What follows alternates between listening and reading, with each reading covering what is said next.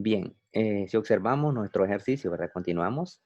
Si observamos nuestro problema, podemos, primeramente, comprender, ¿verdad? Cada una de las situaciones que se nos presentan, ¿sí? Ahora bien, vamos a tratar la manera, ¿verdad? De aclararlo y lo voy a resolver también para que podamos entenderlo, ¿verdad? Porque hay ejercicios a veces que el área de ustedes, ¿verdad? Se comprende, es un área más en salud, ¿verdad? Y los problemas que dan acá es para ir destapando un poco lo que es esa parte de habilidad, ¿verdad? Que nosotros poseemos y que nos van a ayudar mucho en el desarrollo de nuestras condiciones. Que lo que se pretende, recuerde que las competencias acá son razonamiento lógico matemático, ¿verdad? De cada uno de ustedes.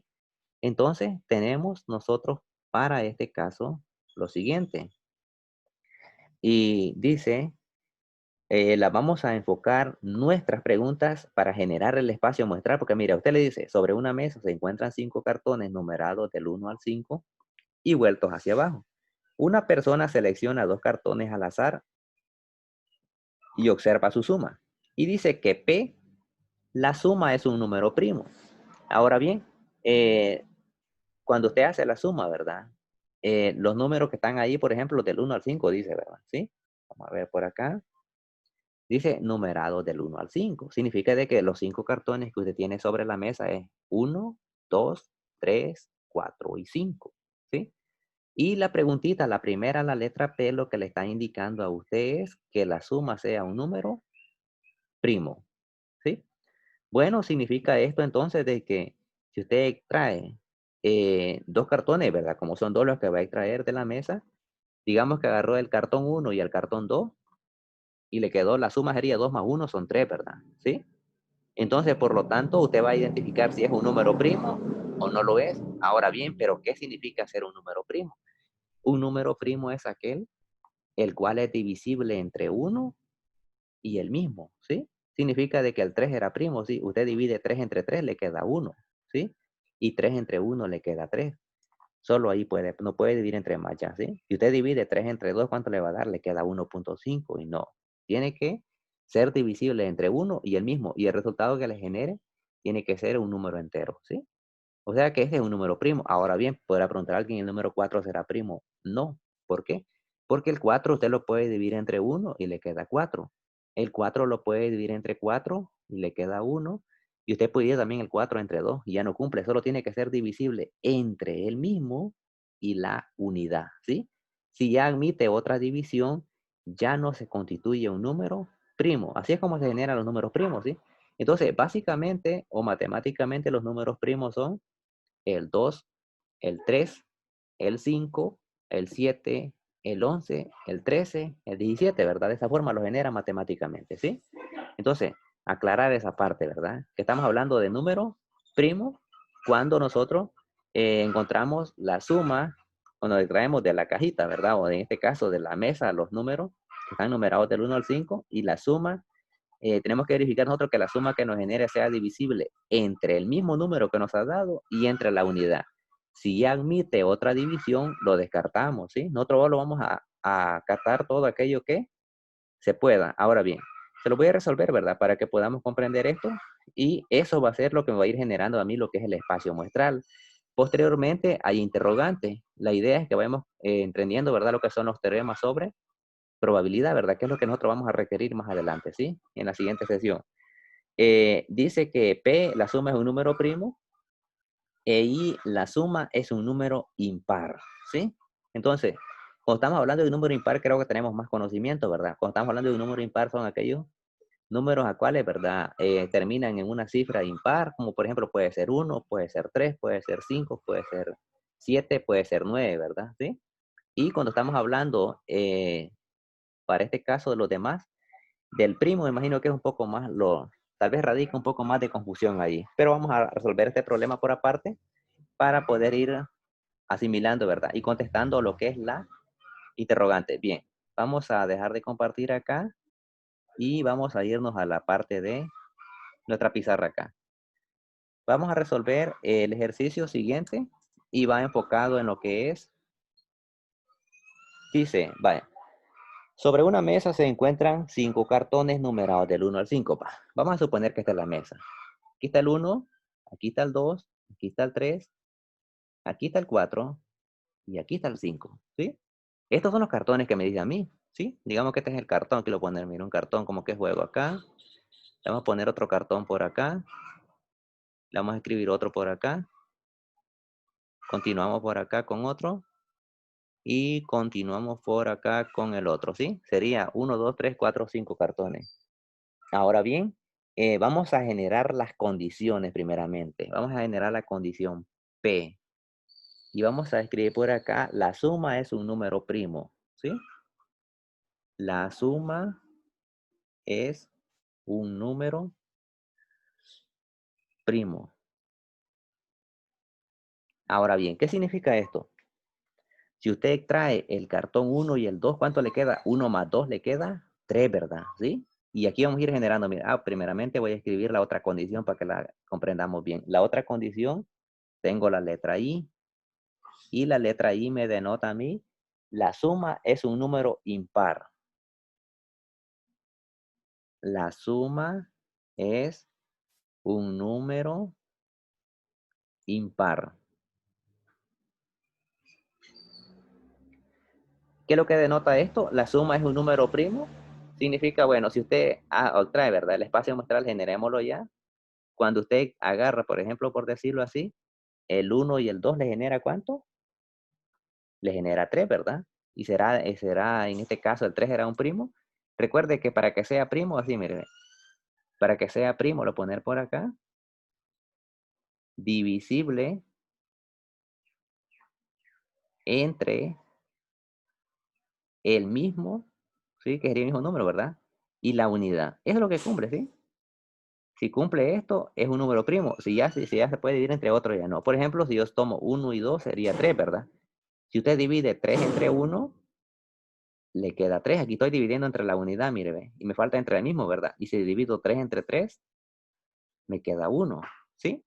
Ahora, uno puede ir 3 entre 2, sí, ¿verdad? Me da 1.5, por lo que yo necesito acá es una expresión entera, ¿sí? Por lo tanto, el 1.5 no es una expresión entera.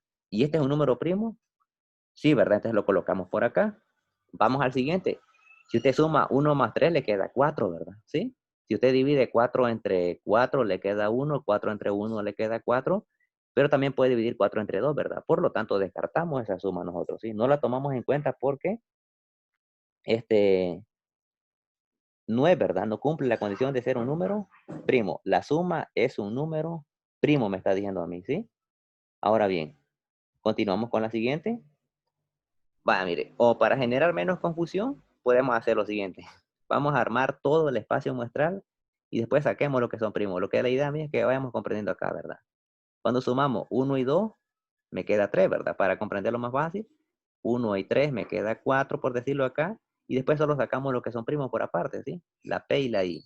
Generémoslo un solo mejor para sí, para que vean la suma, y después van a ver que ahí vamos a descartar algunos, ¿sí? Veamos esto mejor así de esta manera. Yo lo voy a generar de esta forma, el espacio muestral normal, ¿sí? 1 más 2 me queda 3, ¿sí? 1 más 3 me queda 4 y después voy a descartar todo lo que no pueda, ¿sí? 1 y 4 me queda 5, ¿verdad? 1 y 5 me queda un total de 6, ¿sí? Vamos con el siguiente, ya combiné el 1 con todo, vaya. 2 y 3, ¿cuánto le queda? Le queda 5, ¿verdad? Pero ya lo tiene acá, no lo vuelvo a escribir, ¿sí? 2 y 4 le queda 6, ya lo tiene acá, no es necesario escribirlo otra vez. 2 y 5 es 7, ¿verdad? Ese no lo tengo, lo escribo acá. Vamos con el siguiente. Vamos con el 3 y 1 me da 4, lo tengo acá. 3 y 2 me da 5, lo tengo acá. 3 y 4, 3 y 3, ¿verdad? Por ejemplo, me da 6, yo lo tengo acá. Y 3 y 4 me queda 7, lo tengo acá. 3 y 5 me queda 8, ¿verdad? Sí, ese sí, no lo tengo, lo agrego por acá. Ahora bien, y acá, ¿verdad? Si yo sé que 4 y 1 me va a quedar 5, no es necesario. 4 y 2 me queda 6. 4 y 3 me queda 7. Y 4 y 4 me queda 8, lo tengo acá. Sería 4 y 5, ¿sí? Y hasta ahí sería ¿cuánto? 9. ¿Qué es lo que hice primeramente? La suma, ¿verdad? Sumé este con todos estos, me generó cada uno. Después, si se repite, recuerde, cuando usted busque la suma de vuelta y se repite, no es necesario escribirlo, ¿sí? Con una vez que lo tenga es más que suficiente, la de entender, ¿verdad? Malo que puede generar confusión. Ahora desglosemos esto ahora, lo que le mencionaba ahí. Vamos a sacar por acá. P dice que la suma es un número primo. Le mencionaba que los números primos son los divisibles entre el mismo y la unidad. Por ejemplo, el 3. Este sería un número primo. ¿Cuál otro? El 4 no. ¿El 5 será primo? Sí, porque usted divide, por ejemplo, 5 entre uno le queda 5 y 5 sobre 5 le queda uno, ¿sí? ¿Puede dividir 5 entre 2? No, ¿verdad? Le queda 2,5. ¿Puede dividir 5 entre 3? Le queda decimal. ¿Puede dividir 5 entre 4? Le queda decimal. No. Por lo tanto, el 5 es un número primo. Recuerde que tiene que ser divisible entre el mismo y la unidad. Veamos el 6. ¿Será primo el 6? No, porque el 6 lo puede dividir entre 6, lo puede dividir entre 1, lo puede dividir entre 2 y lo puede dividir entre 3. Sí, ¿verdad? Y le genera número entero. Pero no cumple la condición de ser divisible entre el mismo y la unidad. Por lo tanto, descarto el 6. Vamos al 7. ¿Será primo el 7? Sí, ¿verdad? Usted divide 7 entre 1, le queda 7. 7 entre 7 le queda 1. Si usted quiere dividir 7 entre 2, ¿cuánto le queda? 3,5, ¿verdad? Si usted quiere dividir 7 entre 3, le queda decimal. 7 entre 4, decimal. 7 entre 5 le queda decimal. Y así, no, ¿verdad? Tiene que ser en este caso divisible entre el mismo y la unidad. Ahora bien, el 8 no, ¿verdad? Porque el 8 lo puede dividir entre 1 y entre 8, también entre 2 y entre 4. Por lo tanto, significa que los números primos solo son 3, 5 y 7. Ahora bien, veamos la siguiente condición. La suma es un número impar. ¿Qué significa que sea un número impar? Significa que la terminación, ¿verdad? La idea de impar la tenemos más clara, ¿verdad? Bueno, ¿el 3 será impar? Sí. ¿El 5 será impar? También. ¿El 7 es impar? También. ¿Y el 9? También, ¿verdad? Sí. Y eso lo tenemos más claro, ¿verdad? Que es un impar. Ahora bien, la idea es que vamos comprendiendo el teorema, ¿verdad? Lo que vamos a ver más adelantito. Esto es que sean primos. ¿Qué significa que no sea primo? Significa que sea lo contrario. Esto de acá, mire, que lo vamos a necesitar nosotros para lo es muestreo. Lo que usted va a hacer es, aquí tiene que son primos estos números de acá. Ahora usted va a escribir lo contrario de ellos, ¿sí? Los que no son primos. Los que no son primos para usted son ¿quién? El 4, el 6, el 8 y el 9. Eso es lo contrario de lo que va a escribir acá. Entonces por acá usted lo que va a escribir es lo contrario de ello, ¿verdad? El complemento que sería 4, 6, 8 y 9. ¿Sí? Esto constituye para nosotros lo contrario. Ahora vamos a escribir lo contrario de los impares, ¿sí? Enfoquémonos en los impares ahora. Los impares tenemos que son 3, 5, 7 y 9. Entonces, lo contrario sería el 4, el 6 y el 8. ¿Sí? 4, 6 y 8. El espacio muestral asociado, ¿cuántos elementos tiene acá? Tiene 1, tiene 2, tiene 3, tiene 4, 5, 6, 7. El espacio muestral para los primos es 3, 5 y 7, que son 3 elementos, ¿verdad? Que están en el espacio muestral por acá, y lo contrario son 4, 6, 8 y 9, que son 4 elementos, más los 3 de acá, completamos el 1 de acá, sí, ¿verdad? Porque sería los 7 de acá, y 3 más 4 me queda 7, lo contemplo, ¿verdad? ¿Sí? Ahora bien, veamos la otra condición.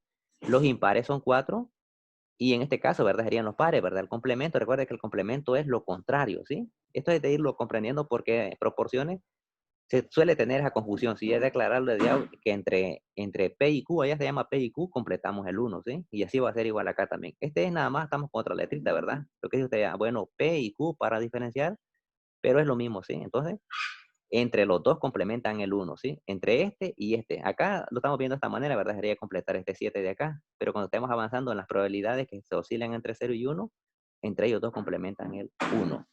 Esto es el espacio muestral asociado, ¿verdad? ¿Sí? Para nuestro ejercicio. Ahora bien, en el problema nosotros ya ¿sí? Veamos la presentación nuevamente. Tenemos algunos ejercicios ya lo que son probabilidades. Para ir entrando en ambiente acá, y dice introducción a la probabilidad. Intentando acercarnos a una definición de probabilidad, podemos decir que la probabilidad es la parte de la matemática que trata de manejar con números al azar, es decir, el grado de incertidumbre con que nos encontramos ante la realización o no de un evento. Se basa en la confianza que se tiene de un acontecimiento va a ocurrir, es decir, la persona cree que tiene un conocimiento suficiente para predecir con cierto grado de éxito, ¿verdad? Bien, recuerden que esto va más por la parte de investigación, ¿sí? A veces se tiene, ¿verdad? La mayoría, ¿verdad? Como en nuestro medio, usted sabe, la mayoría de personas opinan, ¿verdad?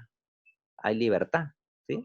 Pero hay que tener cuidado nosotros para opinar en este caso. Hay temáticas a veces que son un poco más, sobre todo la situación ahorita, ¿verdad? ¿Sí? Las personas a veces toman las atribuciones de opinar y no tienen nada que ver con salud, sino que hay que tener cuidado con lo que es la probabilidad. Está enfocada, ¿verdad? Sí, pero hay que dejarla a las personas que son expertas en el área, ¿verdad? No podemos, a veces creemos que todo, ¿verdad? Nosotros no. Este dice la parte de probabilidad es bien específica en que hay que tener un conocimiento, ¿sí? No necesariamente, ¿verdad? Yo voy a opinar solo porque se me ocurrió, no, ¿sí? A veces hasta puedo hablar de incoherencias, ¿sí? Entonces no es necesario eso, ¿verdad? La parte de probabilidad lo que me está indicando a mí es que conozca por lo menos del área, ¿sí? Por ejemplo, sobre la situación actual, los conocedores son los de salud, ¿sí? No puedo ir otro, ¿verdad? A otra área a opinar algo de que no tiene, tal vez a lo poco lo he escuchado, ¿verdad? Pero no tiene un conocimiento previo de ellos, ¿sí? Entonces es necesario, ¿verdad? A veces cae en incoherencia y hay gente que a veces enoja, ¿verdad? Pero tiene razón a veces porque los aportes que dan tal vez no son los necesarios. Entonces por eso dice que la probabilidad, mire, bien ordenadita nos está diciendo que hay que tener un conocimiento previo de lo que estamos hablando en ese caso, ¿sí? No podemos opinar solo por dar un aporte, ¿verdad? Que a veces, eso, ¿verdad? En nuestro medio suele suceder a veces, pero hay que tener cuidado nosotros en ese cuidado. Digamos, hay que tener, en ese sentido, hay que tener cuidado con los aportes y dejar en este caso la respectiva, ¿verdad? Fenómenos que puedan suceder a los expertos en el área, ¿verdad? En este caso, estamos hablando de un problema de salud. Ya si es un otro enfoque, ¿verdad? Problema social, podemos mencionar diferentes tipos. Ya también hay otros encargados, ¿verdad? Pero hay que, para tener cuidado y no caer en problemas de este tipo, de dar aportes, ¿verdad? Que no sean los concernientes, limitarse, ¿verdad? ¿Sí? Tener ese cuidadito de tener un conocimiento ya experto en el área, ¿sí? Ahora bien, para todo, probabilidades para todo, ¿verdad? Pero le pongo un ejemplo claro de que hay que saber diferenciar, ¿verdad? Entre cada uno lo que le corresponde. Por ejemplo, yo soy del área matemática, no me voy a meter en una operación, ¿verdad? Ah, sí, sí, de esta manera, no. No puedo, operaciones con números, pues yo, pero operaciones con personas son otros, ¿sí? Esa es la condición, ¿verdad? ¿Sí? Hay pues, preguntas a veces que le pueden hacer a uno, ¿verdad? A veces suele pasar, le hacen preguntas y a veces la persona por no quedar, ¿verdad? Bueno, ¿qué van a opinar de mí? A veces la persona por no quedar así, ¿verdad? Con esa noción de que van a tener un mal concepto de mí, empiezo a decir lo que pueda, pero no. Vamos a tener cuidado de que si algo lo sabemos, lo damos un aporte, y eso cuando usted realiza los trabajos de investigación va a ver, ¿sí? Que se hace, por eso que la materia en sí, lo que se pretende es que cuando vaya a hacer una investigación, vaya a esclarecer hacia dónde va, ¿sí? Si usted quiere una investigación en el área específicamente de salud, tomar muestras, usted se va a ir exclusivamente a esa área, usted conoce la universidad donde están, ¿verdad? ¿Sí? Dónde están cada clasificadas las personas que puede ir a entrevistar, ¿sí? Si quiere un problema de tipo psicológico, se va a ir a psicología, entonces ya tiene una idea, ¿sí? Tiene la población en sí y tiene las muestras a dónde ir, ¿sí? Ya automáticamente. Y así como se clasifica, por ejemplo, eh, focalizar cada una de las situaciones, ¿sí? Entonces, probabilidad tiene mucha relación, en la cual, ¿verdad? No es que así me voy a ir solo, no, tengo que tener un conocimiento previo primeramente. Dice, por ejemplo, si una persona cree que ANDA tiene 90% de probabilidad de ser privatizada, quiere decir que esa persona tiene suficientes conocimientos sobre las condiciones políticas y de las variables socioeconómicas del país para aventurarse a hacer esta predicción. O sea, mire, tiene que tener un conocimiento previo, ¿verdad? ¿Sí? No es que voy a llegar de cero, ¿verdad? Vamos a ver aquí qué hacemos. No. O me hacen una pregunta así y por no quedar ahí, ¿verdad? Que a veces hacen preguntas en los medios a veces y la persona se queda corta, ¿verdad? Y empiezan a decir, ah, evadió, pero qué tal no podía dar la respuesta, puede ser una cosa, ¿sí? Son a veces que, para no confundir, ¿verdad? A veces podemos, por querer dar una respuesta, podemos meternos en un lío, ¿sí? Entonces, tener ese gran cuidado con respecto a las interrogantes, ¿verdad? Que se nos puedan plantear acá. Por eso le digo, la universidad, usted tiene un conocimiento dónde está clasificado, por eso que los trabajos van enfocados ahí. Si le toca hacer un trabajo de investigación en una determinada comunidad, usted tiene que tener un conocimiento, ¿verdad? Ya conocer más o menos el comportamiento o cuáles son, en este caso, los problemas que agobian ahí y poder ayudar, ¿verdad? En algo, ¿sí? Poder con la investigación esclarecer, obtener lo que es una muestra de la población y a poder dar los aportes necesarios, ¿sí? Eso lleva relación con bastante lo que es probabilidad de tener un conocimiento del campo donde yo voy a trabajar. Y por acá tengo lo que es un ejemplo. En sus orígenes, la probabilidad fue inminentemente empírica, es decir, basada en la experiencia, ¿verdad? ¿Sí? Un conocimiento que se posee cuando usted en su entorno al que vive ya conoce, ¿verdad? Cómo es los vecinos, por ejemplo. Ya tiene un conocimiento previo a todos ellos, de las personas con las que las rodean, sus familiares y todo, ¿verdad? Tenemos un conocimiento de ellos, ¿verdad? Ya si te llega a una nueva colonia, por ejemplo, a vivir o en este caso habitar, ya puede variar, ¿verdad? No los conoce muy bien, tiene que tomarse su tiempo para ir conociendo cada uno. Puede dar un aporte, mira cómo son tus vecinos el primer día, usted puede ir, no puede decir, chévere y todo, ¿verdad? No podemos, porque tenemos que tener un conocimiento de ellos, ¿sí? Con el tiempo se va conociendo, ¿verdad? ¿Sí? No podemos dar un aporte aventurado de un solo, ¿sí? Y dice que cuando se realiza un experimento, cierto número de veces la probabilidad frecuencial o empírica está dividiendo la frecuencia absoluta del evento entre el número de veces que se efectuó el experimento. O sea que la parte de abajo que usted observa en esta fórmula viene a ser el espacio muestral, ¿sí? Que es todo lo posible que pueda haber, ¿sí? Y en la parte de arriba va a ser referido a la pregunta que nos hagan, el enfocado, ¿sí? Significa que en la parte de arriba es la frecuencia, eh, absoluta, ¿verdad? Del evento, entonces significa que son casos favorables entre casos posibles. Significa de que tiene que tener usted el cuidado acá, ¿verdad? En esta parte, que en lo de abajo va a ir el número mayor y en la parte de arriba va a ir el número menor a lo que se enfoque. ¿Sí? Solo hay que analizar bien la pregunta y hay que tener en cuenta que las probabilidades oscilan entre 0 y 1. Si me da más de 0, perdón, de 1, ya hay un error grave. Si me da negativo, en este caso no da negativo, ¿sí? Pero si le da de 1 en algo para arriba, significa de que hay un error y hay que volver a corregir ese problema, ¿sí? Porque las probabilidades siempre van a oscilar entre 0 y 1, pero nosotros la parte que vamos a ver de más adelante, vamos a ver distribución muestral de media, con medias y con proporciones para que vayan viendo cómo es el comportamiento. ¿Sí? Con medias una cosa y con proporciones otra cosa. Vamos a ir comparando con cada una de ellas para que vean, ¿verdad? Que las probabilidades van a estar emergidas y no solamente solo es por ver el tema, sino que lleva mucha relación, ¿sí? Con el entorno o los trabajos, ¿verdad? Que pueden realizar en ese caso.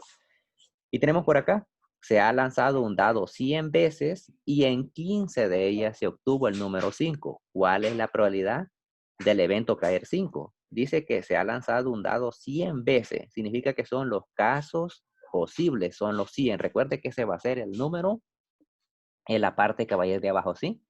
Y en la parte de arriba dice que, y en 15 de esos lanzamientos se obtuvo el número 5, ¿sí? Significa que ese 15 que está ahí es el caso favorable entre el caso posible, o sea, la frecuencia absoluta que sería 15 y en este caso el número de veces que se efectuó el experimento, que son 100, sería la parte que va a ir en la parte de abajo, ¿sí? El 5 nada más es, por decirlo, ¿verdad? Es el número que usted, cuando dije que se lanzó un dado 100 veces, usted sabe que en el dado puede ser la cara 1, la cara 2, la 3, la 4 y la 5. El 5 nada más me sirve a mí como un modelo en el cual me está diciendo, bueno, cuando se lanzó, el 5 apareció 15 veces, pero ese 15 hay que poner, no el 5, ¿sí? El 15 sobre 100 y equivalente a 0.15, 3 entre 20. Ahora bien, a medida, ¿verdad? Ha ido avanzando aquí la misma fórmula, ¿verdad? Lo que pasa es que ya fue variando, ¿sí? Cuando el número de experimentos era muy grande, entonces constataban que la probabilidad frecuencial se mantenía en las proximidades de cierto valor. Más tarde, las observaciones matemáticas admitieron que ese valor podría determinarse sin necesidad de realizar más pruebas. Es la ley conocida de Laplace. También probabilidad teórica, matemática o clásica. Si un experimento aleatorio, todos los resultados son iguales, probables, equiprobables, la probabilidad clásica es el cociente que resulta de dividir el número de casos favorables de un evento entre el número de casos posibles. Esa es la definición clásica de probabilidad. Casos favorables entre casos posibles. Lo que le está indicando en los casos favorables es a lo que se refiere la interrogante y los casos posibles va a ser toda la parte de abajo, ¿sí? Todo lo que se encuentre en la parte de abajo, que sería el total, ¿verdad? El n, digamos, el número más grande, ¿sí? Si yo sé diferenciar entre eso, no me va a generar ningún problema, porque mire, suele pasar a veces que lo interpretamos al revés. Colocamos los casos posibles arriba y los casos favorables abajo, y allí es donde radica el error que le digo de decir de que le sale, por ejemplo, como 3 y algo la probabilidad. Hay unos que les ha dado hasta 100, 100 y algo, pero ahí estamos en un error grave, que las probabilidades oscilan entre 0 y 1. Hay que tener en cuenta eso, ¿sí? En los problemas que se le planteen a usted en la guía, ahí lo va a poder resolver. No van a ser así, ¿verdad? Solo interprételo bien y hay que tener en cuenta eso, ¿sí? La interrogante que nos plantean y saber diferenciar cuáles son los casos posibles, todo en este caso, y los casos favorables van a ser a lo que se refiere a nuestra interrogante, ¿sí? Y es lo que pretende, ¿verdad? El desarrollo de nuestra lógica. Veamos acá un ejemplo. Se lanza un dado, determina el espacio muestral. ¿Por qué requeríamos muy determinar el espacio muestral siempre? Porque cuando se lanza un dado dice que puede obtener 6 caras, ¿verdad? ¿Sí? ¿Cuál es la probabilidad de que salga el número 5? Bueno, de que salga el número 5 es una, ¿verdad? ¿Sí? Cuando usted lanza el dado, por ejemplo, el número 5 le aparece una vez. Y sería una de 6 veces, ¿sí? Recuerde, caso favorable que es uno, porque recuerde que el número 5 solo aparece una vez y lo tiene ahí usted. Y los casos posibles son el 6, porque son 6 entre los 6, ¿verdad? Cuando el dado tiene 6 lanzamientos. ¿Sí? Te va a poner la parte de abajo, va a poner todo eso. Ahora bien, nos dice la siguiente pregunta, ¿cuál es la probabilidad de que salga un número impar? Recuerde que los impares son ¿cuáles? Recuerde que el espacio muestral generado es el que nos sirve de parámetro. Bueno, el espacio muestral, los impares son el 1, el 3 y el 5. Significa que 3 números de ese total de casos posibles, de los 6, 3 de ellos son impares. Por lo tanto, cuando usted simplifica, le queda un medio, ¿sí? Tercera de 3 y tercera de 6. Un medio, por eso que le queda un medio, ¿sí? Porque tiene casos favorables que son 3 impares entre los casos posibles que son 6, el total de números que yo poseo en este caso, ¿sí? ¿Cuál es la probabilidad de que salga un número menor que 3? Que sea menor que 3, ¿qué le indica? Bueno, que sea 1 o que sea 2. ¿Y cuáles números serían? El 1 y el 2. Por lo tanto, serían dos números. Y recuerde que usted va a tomar en cuenta lo que le está pidiendo, ¿verdad? No necesariamente va a poner el número. Por ejemplo, en este caso, la probabilidad de que salga un número menor que 3, hay dos nada más. El 1 y 2. Pero va a poner esos dos números nada más. Y no va a poner en sí el número, ¿verdad? Porque en el caso de arriba, por ejemplo, ¿cuál es la probabilidad de que salga el número 5? No puede ser 5 de 6, sino que el número 5 solo aparece una vez de las 6 que tengo ahí, ¿sí? La probabilidad de que salga un número impar, le mencionaba que tenía tres números impares, ¿sí? Y va a poner 3 de 6. La probabilidad de que salga un número menor que 3, va a poner en este caso, puede ser 1 y 2, significa que son dos números, 2 de 6, ¿sí? De esa manera, y así cuando usted divide 1 entre 6, le va a quedar entre 0 y 1, ¿verdad? Un medio le queda 0.5 que está entre 0 y 1. Un tercio le queda 0.33 que está entre 0 y 1, lo cual estamos cumpliendo con la condición. Y dice la siguiente parte, si se va a seleccionar un representante de la clase para que formen parte del consejo estudiantil. Y nos dice, se proponen 4 muchachos y 3 muchachas. Si representante seleccionado al azar. Y vienen acá las probabilidades. Dice, ¿cuál es la probabilidad de que sea muchacho? Si usted observa, tiene 4 muchachos y 3 muchachas, ¿verdad? ¿Sí? Y nos está pidiendo la probabilidad de que sea muchacho. Por lo tanto, usted sabe que son 4 de ellos. Pero en total, ¿cuántos son? Son 7. Aquí es donde entramos ya con lo que es la probabilidad. Significa que, como ya la palabra, ¿verdad? Me está diciendo cuál es la probabilidad de que sean muchachos. O sea que entre todos hay 7, ¿verdad? Que son muchachas y muchachos. Y entonces sumamos esa sumatoria, sería la que va a ir en la parte de abajo. Y en la parte de arriba nos referimos en sí a los muchachos que serían 4 de 7. Ahora bien, para el siguiente literal, ¿cuál es la probabilidad de que sea muchacha? Significa de que para este literal lo que tenemos es 3 de 7. ¿Por qué? Porque las muchachas solo son 3, ¿sí? Y el total de abajo son 7. Casos favorables, a lo que los estamos refiriendo, y los casos posibles, que son el total que tengo en la parte de abajo, ¿sí? Ahora bien, eso es lo que vamos a tener en cuenta nosotros, ¿sí?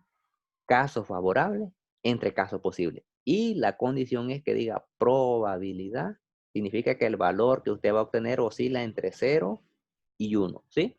Bueno, yo le he dejado representado como fracción, ¿verdad? En su caso, haga la división, ¿sí? Vamos a ver cuánto sería 4 entre 7 para que vayamos teniendo eso, ¿sí? 4 entre 7 le queda 0.57. 3 entre 7 le queda un total de 0.42, ¿sí? Y eso es la parte a lo que nos referimos, ¿sí? 4/7 y 3/7. Ahora bien, nos hace otra preguntita por ahí. Si se eligieran dos representantes, ¿cuál es la probabilidad de que los dos sean muchachos? Ahora bien, lo que se va a hacer acá es el desarrollo combinatorio, lo que se vio la vez anterior. Si se eligieran dos representantes, ¿cuál es la probabilidad de que los dos sean muchachos? En la parte de abajo vamos a tomar el desarrollo combinatorio. Miren, bueno, como lo vimos la vez pasada, ¿verdad? No habla, digamos, como lo vimos la sesión anterior, no hablaba en sí, ¿verdad?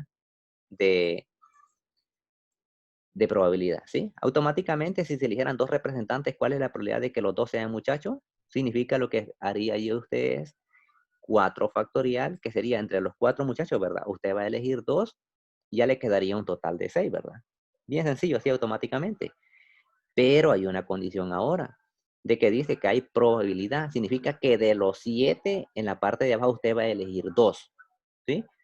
7 en los casos favorables, que sería 4 combinado 2, entre los casos posibles, que serían 7 combinado 2, como estamos hablando de probabilidades, ¿sí? Entonces, ahí ya varía un poco nuestra interrogante, porque ya nos estamos refiriendo a una probabilidad y nos está enfocando que los dos sean muchachos, ¿sí? En el anterior, mire, que sea muchacho o que sea muchacha no hay problema. Pero ya, si se eligieran dos representantes, ¿cuál es la probabilidad de que los dos sean muchachos? Bueno, no estamos refiriendo solo a los muchachos. Casos favorables, 4 muchachos, de ellos elijo 2. Entre casos posibles, que entre los 7 que tengo, yo voy a elegir 2. Porque recuerde, casos favorables, entre casos posibles. ¿Por qué? Esto me cambia toda la palabrita probabilidad, ¿sí? Si no dijera probabilidad, 4 combinado 2.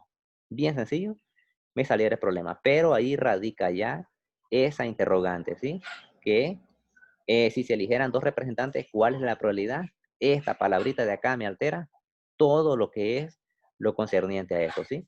Entonces, lo que se pretende acá, ¿verdad? Es el desarrollo de nuestra lógica. En la otra sesión vamos a ver lo que son teoremas, ¿sí? Ya van a ir entrando más en ambiente con los teoremas, porque ya los teoremas solo son 3 prácticamente los bases. Los que hay después, que son teoremas de Bayes, que es la área aplicada de ustedes, ya sí, se entiende bastante más rápido. Esto es necesario poder irlo comprendiendo para poder entrar en detalle ya, ¿sí? Ya los problemas que se les van a plantear a ustedes ya van a ser todos enfocados a su área, ¿verdad? ¿Sí? La idea, recuerde que estos problemas surgen o son bien clásicos, ¿sí? Pero si comprenden parte de esta lógica de esto, los de ustedes no les van a dar problemas, ¿sí? Siempre estos problemas en todo texto que usted toque, todo, cualquier texto, sea para economía, sea para ustedes, sea para ingeniería, siempre lo clásico, el, digamos, está el juego para probabilidades, lanzamiento de una moneda, el dado y en este caso el póker. Eso es lo primordial porque es lo que nos ayuda un poco a desarrollar nuestra lógica. De ahí cuando va generalizado, ya va exclusivamente a su área, ¿sí? Si se comprende eso, no le va a generar ningún inconveniente, ¿sí? Y van a poder observar ustedes la actividad, ¿sí? Que se les va a presentar con respecto a eso, ¿verdad? ¿Sí? Ahora bien, con respecto, mire, las notas le suben, ¿verdad? Ustedes verifiquen, ¿sí? Siempre con antelación, ¿verdad? Ya ayer fue el último día, ¿verdad? De subir, pero siempre verifiquen cualquier cuestión, a veces suele pasar, ¿verdad? De que puede ser que por omisión no se subió alguna nota, suele pasar a veces, o a veces, ¿verdad? Alguna actividad que no tiene ahí pendiente, puede hacer que la puede recuperar, ¿sí? Nos dijeron que podía, si alguno tenía alguna actividad ahí pendiente, no sé, la puede lo puede indicar y se le puede reponer, ¿verdad? Solo tendría que hablar con la coordinadora de su carrera para poder, es lo que es reprogramar esa actividad. Recordar que eso les menciono, ¿verdad? A veces no les informo así, pero las notas siempre están con antelación ahí, ¿verdad? Para que puedan verificar y si hay alguna, ¿verdad? Algún por omisión o algo, lo puedan informar, ¿sí? Digamos, este cómputo 2 que viene también van a estar siempre con antelación ahí para que ustedes puedan, porque ayer fue el último día de editar notas en el sistema, ¿sí? Para así, ¿verdad? Llevar ese control, ¿sí? No estar ahí. La otra cuestión cuando con los grupos de tareas, ¿verdad? ¿Sí? Allí nada más, siempre, ¿verdad? Están trabajando lo mismo, ¿verdad? Si alguno, a veces, ¿verdad?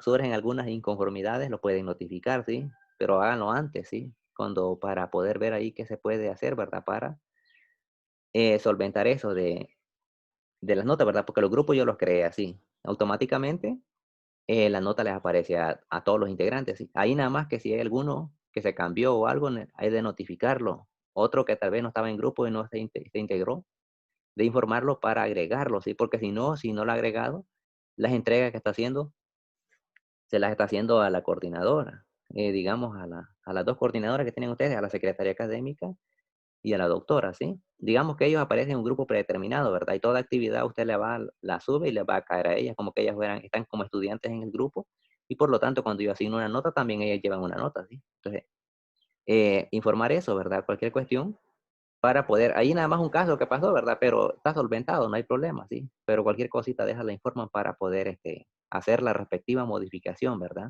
O si hay alguno, ¿verdad? Como en otros grupos que no sigue activo, informarlo también, ¿verdad? Porque el detalle es que si le subimos nota, eso está indicando de que él está activo.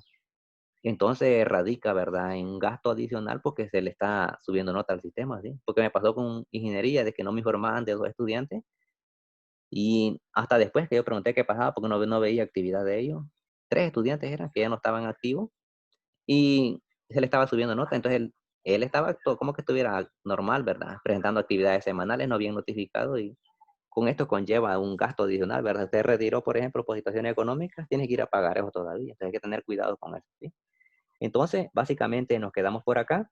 Nos vemos el día jueves y vamos a ver con la parte de los teoremas sobre probabilidad. Y vamos a ir entrando a lo que es en ambiente con el área de ustedes, que sería con la parte aplicada de teorema de Bayes y probabilidad total, ¿sí? Entonces, nos quedamos por acá. Nos vemos el día jueves, ¿verdad? Con los teoremas sobre probabilidad. Pasen buen día.